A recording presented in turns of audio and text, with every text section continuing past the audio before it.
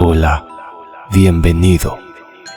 Baja conmigo al abismo y déjate envolver por el miedo. Te habla el Magista.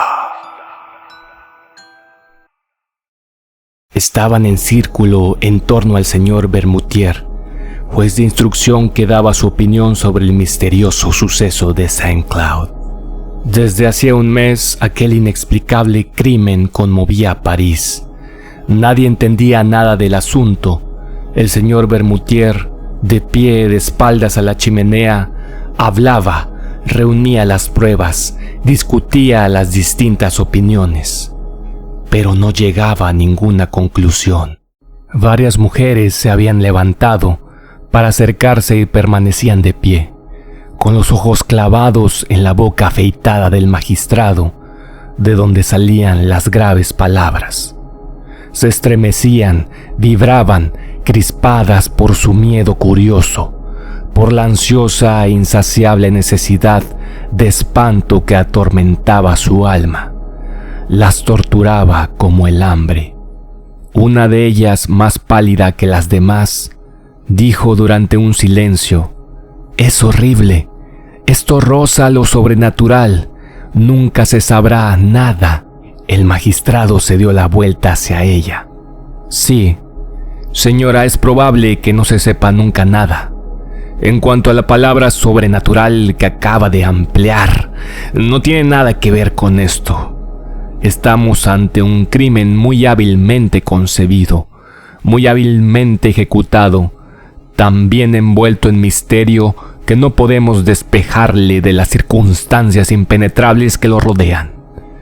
Pero yo, antaño, tuve que encargarme de un suceso donde verdaderamente parecía que había algo fantástico. Por lo demás, tuvimos que abandonarlo por falta de medios para esclarecerlo».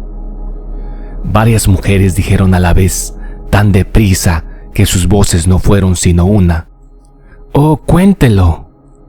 El señor Bermutier sonrió gravemente, como debería sonreír un juez de instrucción. Prosiguió: «Al menos no vayan a creer que he podido, incluso un instante, suponer que había algo sobrehumano en esta aventura. No creo sino en las causas naturales, pero sería mucho más adecuado si en vez de emplear la palabra sobrenatural para expresar lo que no conocemos, utilizáramos simplemente la palabra inexplicable. De todos modos, en el suceso que voy a contarles, fueron sobre todo las circunstancias circundantes, las circunstancias preparatorias las que me turbaron. En fin, estos son los hechos. Entonces era juez de instrucción en Ajaccio, una pequeña ciudad blanca que se extiende al borde de un maravilloso golfo, rodeado por todas partes por altas montañas. Los sucesos de los que me ocupaba eran sobre todo los de vendetas. Los hay soberbios, dramáticos al extremo, feroces y heroicos. En ellos encontramos los temas de venganza más bellos con que se puede soñar, los odios seculares, apaciguados un momento, mas nunca apagados, las astucias abominables, los asesinatos convertidos en matanzas y casi en acciones gloriosas. Desde hacía 2 años no oía hablar más que del precio de la sangre, del terrible prejuicio corso que obliga a vengar cualquier injuria en la propia carne de la persona que lo ha hecho, de sus descendientes y de sus allegados. Había visto degollar a ancianos, a niños, a primos. Tenía la cabeza llena de aquellas historias. Ahora bien, me enteré un día de que un inglés acababa de alquilar para varios años un pequeño chalet en el fondo del golfo. Había traído con él a un criado francés, a quien había contratado al pasar por Marsella. Pronto todo el mundo se interesó por aquel singular personaje que vivía solo en su casa y que no salía sino para cazar y pescar. No hablaba con nadie, no iba nunca a la ciudad y cada mañana se entrenaba durante 1 o 2 horas en disparar con la pistola y la carabina. Se crearon leyendas en torno a él. Se pretendió que era un alto personaje que huía de su patria por motivos políticos. Luego se afirmó que se escondía tras haber cometido un espantoso crimen. Incluso se citaban circunstancias particularmente horribles. Quise, en mi calidad de juez de instrucción, tener algunas informaciones sobre aquel hombre, pero me fue imposible enterarme de nada. Se hacía llamar Sir John Rowell. Me contenté pues con vigilarle de cerca, pero en realidad no me señalaban nada sospechoso respecto a él. Sin embargo, al seguir, aumentar y generalizarse los rumores acerca de él, decidí intentar ver por mí mismo al extranjero, y me puse a cazar con cierta regularidad en los alrededores del dominio. Esperé durante mucho tiempo una oportunidad. Se presentó finalmente en forma de un perdiz a la que disparé y maté delante de las narices del inglés. Mi perro la trajo, pero cogiendo enseguida la caza, fui a excusarme por mi inconveniencia y a rogar a Sir John Rowell que aceptara el pájaro muerto. Era un hombre grande con el pelo rojo, la barba roja, muy alto, muy ancho, una especie de Hércules, plácido y cortés. No tenía nada de la rigidez llamada británica, y me dio las gracias vivamente por mi delicadeza en un francés con un acento de más allá de la Mancha. Al cabo de un mes habíamos charlado unas 5 o 6 veces. Finalmente una noche, cuando pasaba por su puerta, le vi en el jardín, fumando su pipa, a horcajadas sobre una silla. Le saludé y me invitó a entrar para tomar una cerveza. No fue necesario que me lo repitiera. Me recibió con toda la meticulosa cortesía inglesa. Habló con elogios de Francia, de Corsella, y declaró que le gustaba mucho este país y esta costa. Entonces, con grandes precauciones y como si fuera resultado de un interés muy vivo, le hice unas preguntas sobre su vida y sus proyectos. Contestó sin apuros y me contó que había viajado mucho por África, las Indias y América. Añadió riéndose: "Tuve muchas aventuras, oh yes". Luego volví a hablar de caza y me dio los detalles más curiosos sobre la caza del hipopótamo, del tigre, del elefante e incluso la del gorila. Dije: "Todos esos animales son temibles". Él sonrió: "Oh no, el más malo es el hombre". Se echó a reír abiertamente con una risa franca de inglés gordo y contento. "He cazado mucho al hombre también". Después habló de armas y me invitó a entrar en su casa para enseñarme escopetas con diferentes sistemas. Su salón estaba tapizado de negro, de seda negra bordada con oro. Grandes flores amarillas corrían sobre la tela oscura, brillaban como el fuego. Él dijo: "Eso ser una tela japonesa". Pero en el centro del panel más amplio, una cosa extraña atrajo mi mirada. Sobre un cuadro de terciopelo rojo se destacaba un objeto. Me acerqué. Era una mano de hombre.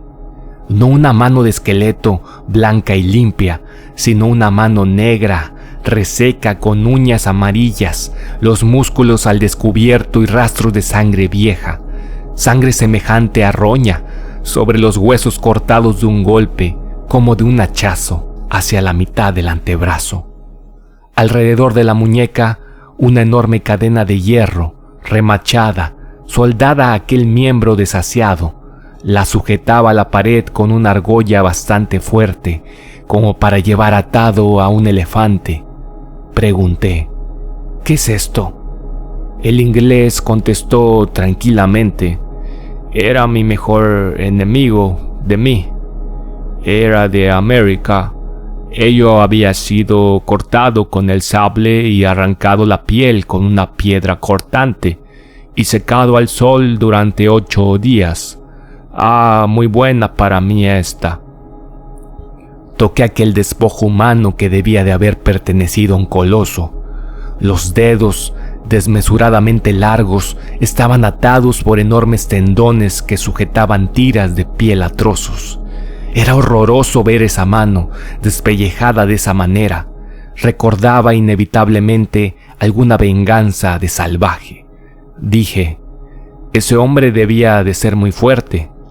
El inglés dijo con dulzura: Oh, yes, pero fui más fuerte que él. Yo había puesto esta cadena para sujetarle. Creí que bromeaba, dije. Ahora esta cadena es completamente inútil. La mano no se va a escapar. Sir John Rowell prosiguió con tono grave. Ella siempre quería irse. Esa cadena era necesaria. Con una ojeada rápida, escudriñé su rostro, preguntándome, ¿estará loco o será un bromista pesado? Pero el rostro permanecía impenetrable, tranquilo y benévolo. Cambié de tema de conversación y admiré las escopetas. Noté, sin embargo, que había 3 revólveres cargados encima de unos muebles, como si aquel hombre viviera con el temor constante de un ataque. Volví varias veces a su casa. Después dejé de visitarle. La gente se había acostumbrado a su presencia y ya no interesaba a nadie. Transcurrió un año entero. Una mañana hacia finales de noviembre, mi criado me despertó anunciándome que Sir John Rowell había sido asesinado durante la noche. Media hora más tarde entraba en casa del inglés con el comisario jefe y el capitán de la gendarmería. El criado, enloquecido y desesperado, lloraba delante de la puerta. Primero sospeché de ese hombre, pero era inocente. Nunca pudimos encontrar al culpable. Cuando entré en el salón de Sir John, al primer vistazo distinguí el cadáver extendido boca arriba, en el centro del cuarto. El chaleco estaba desgarrado, colgaba una manga arrancada. Todo indicaba que había tenido lugar una lucha terrible. El inglés había muerto estrangulado. Su rostro negro e hinchado, pavoroso, parecía expresar un espanto abominable. Llevaba algo entre sus dientes apretados, y su cuello perforado con 5 agujeros que parecían haber sido hechos con punta de hierro, estaba cubierto de sangre.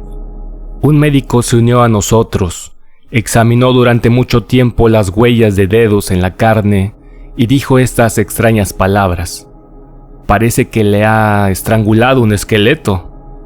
Un escalofrío me recorrió la espalda y eché una mirada hacia la pared, en el lugar donde otrora había visto la horrible mano despellejada.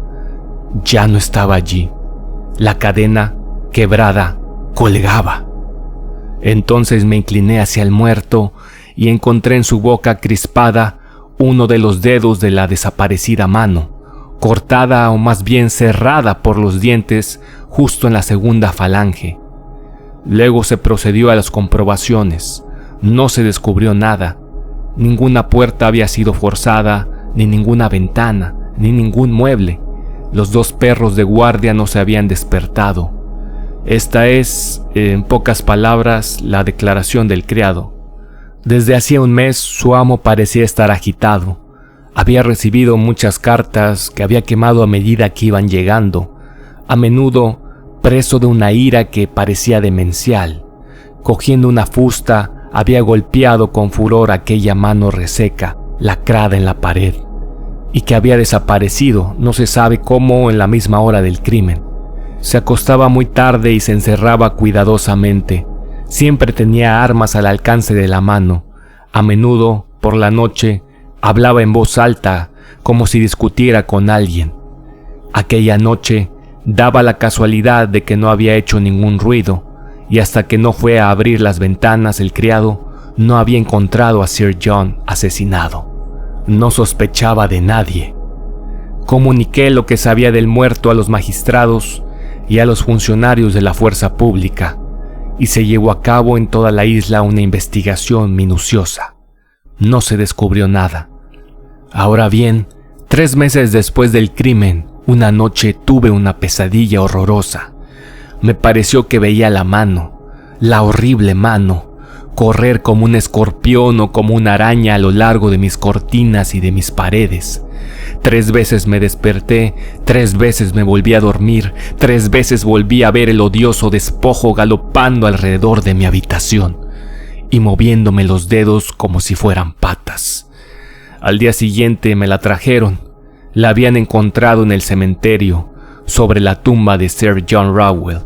le habían enterrado allí, ya que no habían podido descubrir a su familia. Faltaba el índice. Esta es, señoras, mi historia. No sé nada más. Las mujeres enloquecidas estaban pálidas, temblaban.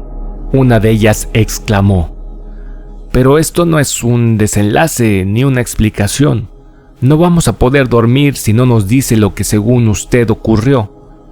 El magistrado sonrió con severidad. «Oh, señoras, sin duda alguna voy a estropear sus terribles sueños. Pienso simplemente que el propietario legítimo de la mano no había muerto, que vino a buscarla con la que le quedaba, pero no he podido saber cómo lo hizo. Este caso es una especie de vendetta». Una de las mujeres murmuró: «No, no debe ser así». Y el juez de instrucción, sin dejar de sonreír, concluyó: «Ya les había dicho que mi explicación no les gustaría». Gracias por acompañarme en este abismo de terror y sufrimiento. Se despide el Magista.